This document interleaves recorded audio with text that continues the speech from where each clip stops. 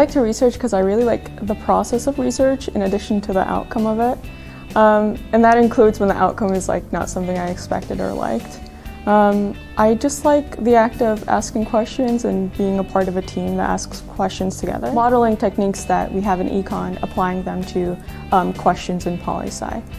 There's a kind of like a small group of professors in the poli-sci department who formed the Political Accountability Lab. That's been a big part of my research experience here, asking questions about institutions, like U of M or government institutions and whatnot, and researching them. I think, well, we're all a product of our experiences growing up, and those experiences, I think, shape our intellectual questions. For me, I've experienced a lot of different governments. I was born abroad, and I also witnessed and experienced different like financial situations. So a lot of my questions are about government and about people's financial backgrounds and where government and finance intersect.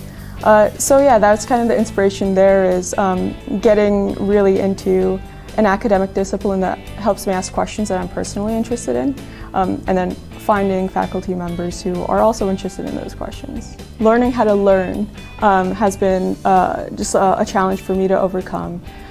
I don't think, thinking back to like when I started university, that I had the insight to know what I was capable of learning and what tools I could have access to, and also just the growth of confidence is being okay with asking questions. I don't know how to code in this program.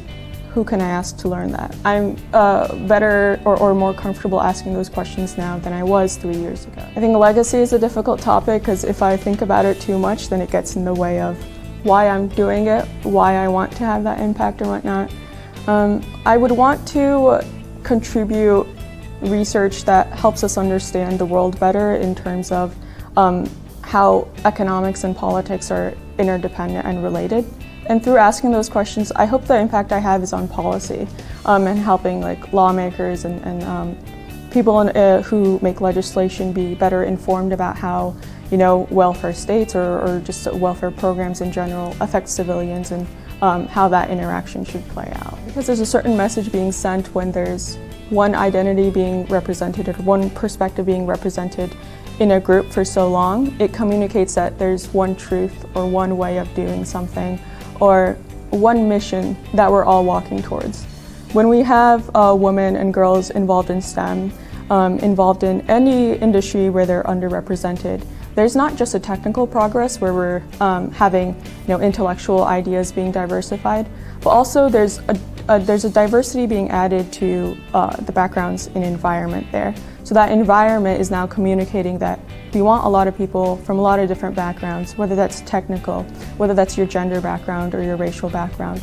We want you there. And I think communicating that through action, through having that representation and that diversity, it's more important than preaching it or just saying, oh, we need more women.